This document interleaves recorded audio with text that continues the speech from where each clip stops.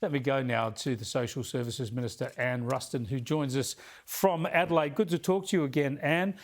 First up, what about this idea of a First Nations foreign policy and a First Nations ambassador to Australia in Australia? Is this divisive, or would the government contemplate it? Well, I haven't seen what Senator Wong apparently has announced today. And obviously, I'm not going to make any comment on something that I haven't seen the detail of. But, on the surface, it does seem a rather strange thing to be doing this late in the election. And, the other question I'd like to know is, who's been consulted over this particular announcement today?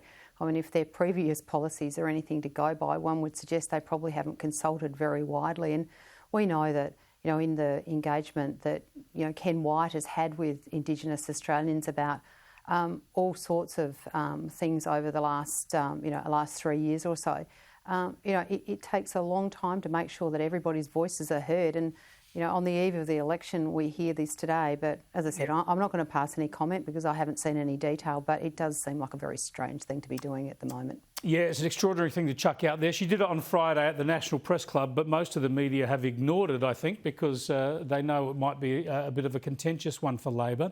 Speaking of contentious policies, Labor have gone the housing affordability policy where the government owns 40% of your house. This superannuation policy that was announced yesterday, I've had my say about it. I think it ticks all the boxes. But if it's so good, why didn't we have it announced 2-3 weeks ago? Well, we've announced a number of things, and we've also been running a reasonably strong housing agenda right the way through our time in government, whether that be, the home guarantee scheme, which is now up to 50,000 Australians will be able to get access with as low as a 2% deposit. And that's particularly focused on single parents, and we know that 85% of the people that have taken that up already are single mums, which is great news.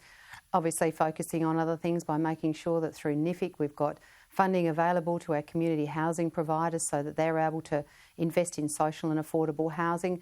But, one of the things that, we believe absolutely intrinsically as a government and as a coalition, and that is that home ownership is something that we want to make available to as many Australians as possible. And yesterday the Prime Minister announced a really comprehensive suite of measures that put together have enabled us to be able to allow or to give the opportunity for young Australians to be able to get into their first home sooner by using their own money. Because at the end of the day, Chris, your superannuation belongs to you, and there will never be a more important asset that you buy than your home. Now, there's a lot of focus on whether or not this would push up real estate prices.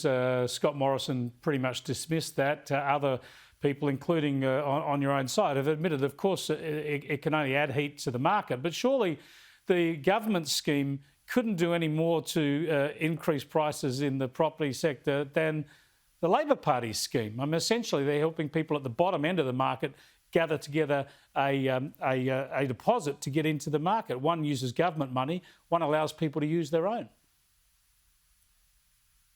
Well, I think, the hypocrisy of the Labor Party suggesting such a thing regarding this policy, and the other thing that our policy does that the Labor Party hasn't done is actually deal with the supply side issue as well.